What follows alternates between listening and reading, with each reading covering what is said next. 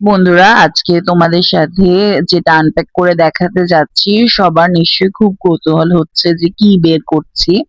তো যাই হোক, আমার হাজবেন্ড নোয়াখালীর মানুষ, কিন্তু শুটকির ভীষণ ভক্ত।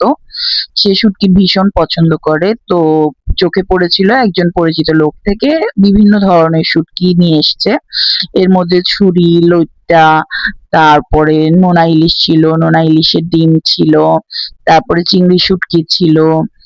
তো যাই হোক, আমি একটা একটা করে তোমাদেরকে খুলে দেখাচ্ছি। শুটকিগুলো চিটং এর শুটকির মতো অত বেশি ভালো ছিল না। বিশেষ করে লইট্টাটা, সেটা একটু ঝুরঝুরে ছিল, যে আমার খুব একটা ভালো লাগেনি। লইট্টাটা চিকন ছিল এবং ঝুরঝুরে ছিল।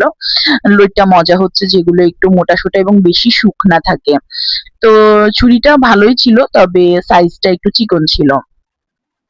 আর বাকি শুটকিগুলো দেখাচ্ছি, যেগুলোর মধ্যে ছিল ৩ রকমের ছিল চ্যাপা, স্পেশাল চ্যাপা, যেটা আমাদের বাসায় সবাই ভীষণ পছন্দ করে। আর যারা পছন্দ করে না তাদেরকে একবার রান্না করে খাওয়ানোর পরে তারাও যথারীতি এটার ফ্যান হয়ে যায়। তো চ্যাপাটা এনেছিল ২৫০ গ্রাম। তো আর এনেছিল, এটা হচ্ছে নোনা ইলিশ, বড় ইলিশগুলো টুকরা পিস করে এনেছিল। যাই হোক, এটা খুব পছন্দ করে। সে নিজেই পছন্দ করে। আমার শ্বশুর খুব একটা পছন্দ করে না। কারণ হচ্ছে এটার মধ্যে প্রচুর লবণ থাকে। তো আমার শ্বশুর খুব একটা পছন্দ করে না। তো এরপরে তোমাদেরকে দেখাচ্ছি আরেকটা শুটকি, যেটা হচ্ছে চিংড়ি শুটকি সম্ভবত। আমি আসলে ভুলে গেছি কোনটার মধ্যে কি ছিল। যাই হোক, হ্যাঁ, হ্যাঁ, এটার মধ্যে চিংড়ি শুটকি রয়েছে।